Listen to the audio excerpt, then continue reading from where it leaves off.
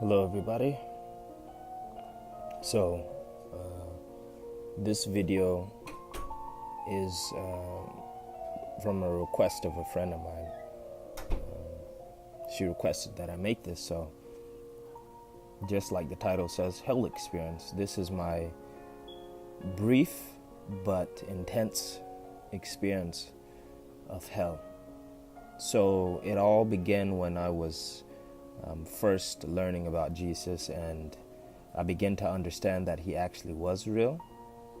So what happened was I started watching a lot of testimony videos on YouTube of people who had been to heaven, people who had been to hell, people who had committed suicide but survived, people who had thought about committing suicide but they ended up having a dream or they ended up having a dream where God took them to hell.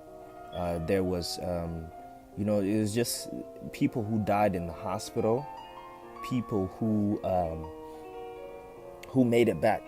Some went to heaven, some went to heaven and hell, some only hell exclusively. So it was an up and down kind of thing. You get a bit of everything when you watch YouTube videos of people who went to heaven and hell and stuff like that. So in any case, so I'm watching all these videos and I'm saying to myself, I kind of want something like that. I want to see what that's like. Can't be so bad. People go to heaven, people go to hell. Why can't I get something like that? Most of these people there's Arabs, people who were imams in Pakistan. This one guy, he had an encounter with Jesus while he was in prison because I think he did something and he was struggling between being Muslim or Christianity, and Jesus came to him. So I said to myself, I want to see this, Jesus. I want to have a vision. I want to have a dream. I want to have something. And so I had been praying and I'd been asking. It was in the bottom of my heart. I really wanted this thing. I wanted to see hell, really. I didn't really care too much about heaven because, it's flowers and all lovey-dovey and stuff like that. And I thought that'd be cool. Okay, I'll see it when I get there. And mind you, the time is just when I started following Christ. If you've seen my testimony video, you'll see that I backslid a time after that. So this was around 2012, just before I just went to Switzerland at that time. So in any case, so I'm praying this, for several months. And one day I just forget about it. I just forget about heaven. I forget about hell. I forget about praying about it because I was caught up in being in Geneva and seeing all these nice sights, eating all this good food and all this other stuff. So I end up going to sleep that night. I remember the night. And I wake up, but it wasn't in the room I was sleeping in. I wake up it looked like a deserted apartment building you might find in Boston or something like that. If you've ever seen Boondock Saints, it looks like their apartment. So the brick was white brick on the wall, and it was leaking. And the paint had been falling off of the walls, out of this brick wall. And in front of me, there was a brown table. And I was sitting on a chair like this. In front of me was the brown table. And to the right and to the left of me, there was two men, but they were in the form of shadows. And I knew they were there because I could see them out of my peripheral that they were there, but they weren't saying anything. In fact, they were completely silent. They were almost as if they didn't want to be there, as if something pretty drastic was happening. So as I sit there, I look at the table, and there's this. It looked like a glass iPad. It was a clear iPad. The dimensions had to be, 8 by 12, 12 by 16. So it was a big iPad. Just imagine, what's that one iPad that's out? The extra large iPad, the really big one.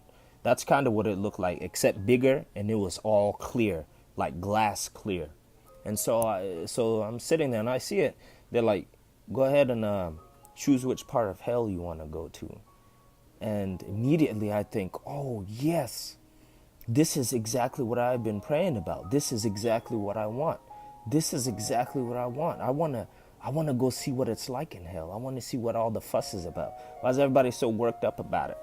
You know, I remember hearing about people getting their arms ripped off and demons being all big and bad and things like that. And I thought to myself, that couldn't be so bad. Just, let me go see what it's like. And so I'm over there. I'm sitting down at this table, and I lift up the iPad, and I look. There's a couple boxes in one screen, in one of those little boxes, right? It was a big iPad, different little screens. It was sectioned off. One screen, there was a guy who's running, full speed, just on fire. He was on fire. Okay. There's another screen.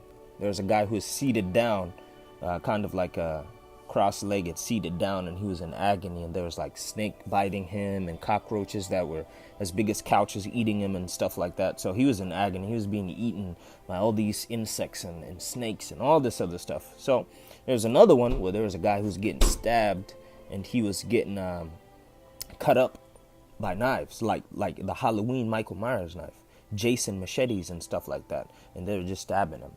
So I look at the first screen, the guy running, and he was on fire. I said to myself, I'm good with that. I don't want to be on fire forever. I don't want to experience that. I don't want to see that. I'm good with that. Second one, I see the guy with the roaches and the snake and all that. I say, I'm good. Let me go to the next one.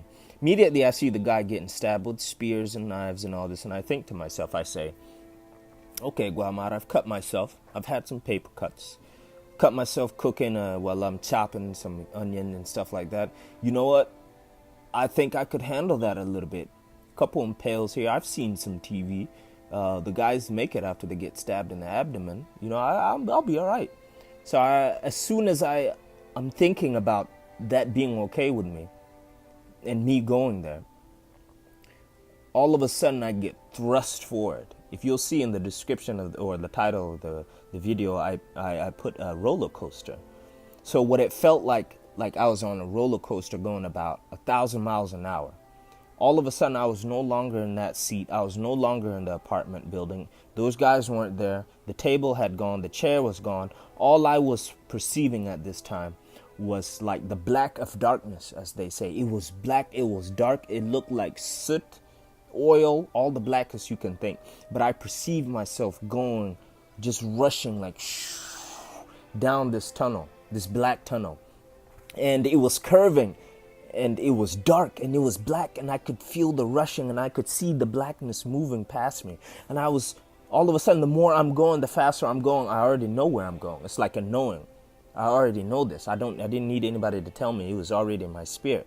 So I'm going, and all of a sudden, the feeling of agony came. The feeling of regret, the feeling of regret, the feeling of sorrow and sadness, and just the impending doom, the anguish that I was going to feel, the pain that was about to become to me, or that was about to become of just my being. Everything I was going to experience was just going to be bad all around. So I'm going down, I'm right? And I'm in the tunnel now, right? I didn't even get to hell yet. I'm still in the tunnel. So I'm going, I'm like, ah. Now, in movies, when somebody's going towards something and they're trying to stop, but they're moving forward, right? Like, no, I don't want it. But you can't stop yourself. You're still moving forward. That's what it was like. So the worst feeling that everything bad that you could imagine that's what I felt at that time. Okay. And as I was trying to pull myself out of that, I couldn't. All I could feel was this feeling that the love of God was leaving me. There was no more protection, number one. There was no more love, number two. There was no more crying out for forgiveness. And there was no more Jesus or the forgiveness of sin. All of that had disappeared.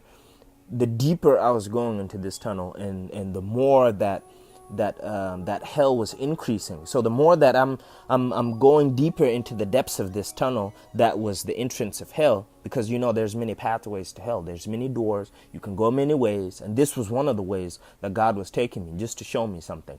So I'm going down this tunnel. I'm feeling all this agony. I didn't want it. I didn't want any of it. And fear, the gripping fear, you have no idea. You have no idea the amount of fear. I wouldn't wish that on anybody. And I wasn't even there yet. I wasn't in the flames. I didn't smell the smells that people talk about. I didn't see the burning flesh. I didn't see the demons stabbing people. Even though, I had another experience with demons. But anyways, I was in the tunnel on the way there, being transported to hell, right? So as the more and more that this fear is gripping me, I say to myself, I don't want this no more. In all of my being, if I could scream it out, I was. And I was screaming, no, stop, in the deepest part of my being, my spirit. And then I didn't want it so bad, and I had so much fear that I woke up screaming. That's how bad it was. I woke up and I was yelling. And then my dad, who was in his room, he's like, hey, is everything all right? What's going on? My brother, he wakes up over there. He's like, hey, what's going on, man? Are you all right? So everybody's like, what happened? Why are you yelling, screaming like there's fire or something, like somebody's about to attack you? And I sat there for a moment, I kind of, did one of these, like, am I here right now? And then immediately the thought came of the prayers that I had made, right? I was wanting this. And so God answered my prayer, and I didn't want it anymore. I didn't want to experience that anymore. But the reason that he let me experience that is because hell is real. And in fact, a lot of people are going that way. That's why sometimes I kind of get upset or saddened when people make comments like I'll just go to hell, or see you in hell, or there's going to be a party in hell, or something like that. Or what's another one they say? I don't care if I go to hell. I'll just go to hell. I don't care anymore. I'll stop following Jesus. The thing is, if you knew what you were talking about, or if you knew what hell actually is and who is there and what it feels like, even before the demons, even before you're actually away from God. You see, I was alive. I only received it as I was sleeping. My spirit was just showing that. I wasn't actually dead. My soul wasn't there. Like most people who die. I was still alive. I'm still alive. You see, so when somebody says something like hell is just a fictitious metaphysical place, that's not real. It's an actual tangible place that you can see, that you can feel. And the worst part about it is a lot of people are going there. Okay? So just think about what it is you're talking about when you're thinking about saying something like you want to go to hell or you don't mind. Okay? So that's pretty much all I had to say about that. Again, think about the things I always talk about. Number one, keep praying. Okay, keep praying. All right. Number two, keep following Jesus. All right. And number three, read your Bible. Read your Bible. You have to be serious about this. All right. It's not a joke. It's not a joke at all. And it'd be a shame if you ended up actually in hell talking about, I'm going to have a party down there, when in fact there is no party. Even before you get to hell, you're going to have a problem going there. And then when you get there, you're going to have demons attacking you. And then at the end of everything, when God's final judgment is done, then there's the lake of fire. So you see, think about what you're talking about when you talk about hell. When you just say these words that you just throw in the air, okay? Hell is real. Demons are real. It's an actual place. So in order for you to prevent yourself from getting there, what do? You seek a relationship with Christ. Okay? That's all you got to do. All right? Okay. Thank you, Uncle. But this is what I'm talking about, okay? Seek a relationship with Christ. Get yourself out of that highway to hell, as songs like to glorify it and things like that. And get yourself into a safe place with Christ, a safe place under his wing that scripture talks about, okay? A safe place in his secret place, all right? That's all you got to do. You don't want to end up in hell. You trust me, you don't want to. And if you're too lazy, if you're saying that you know Jesus but you're not doing anything about it, or you're still worldly, you're going clubbing and all these things, you don't want to end up there, okay? You don't want to end up there. I was just in the tunnel going there, and that was bad, okay? Imagine actually being there, okay? Think about it, all right? Think about what I'm saying. If you don't believe me, okay, I dare you. I dare you. Go ahead and try what I did. Watch all those videos and think that hell isn't that bad. Just think that. You start talking to God like hell isn't that bad. You keep throwing up those words. Yeah, okay. You won't like what you experience, okay? You really won't. So guys, keep yourself out of hell. I don't want anybody to go there. I don't want anybody to experience that, because it's a real place. Jesus is real. Heaven is real. Demons are real. How do you save yourself? Follow Jesus Christ. All right? So, let's get it together. All right? Get it together. Life isn't about drinking and smoking and having a good time and having a party. It's about fulfilling the purpose that you have in life, about helping others, about serving God, about doing good in accordance to what God said, what he taught us. All right? Be serious. This isn't a game. Okay?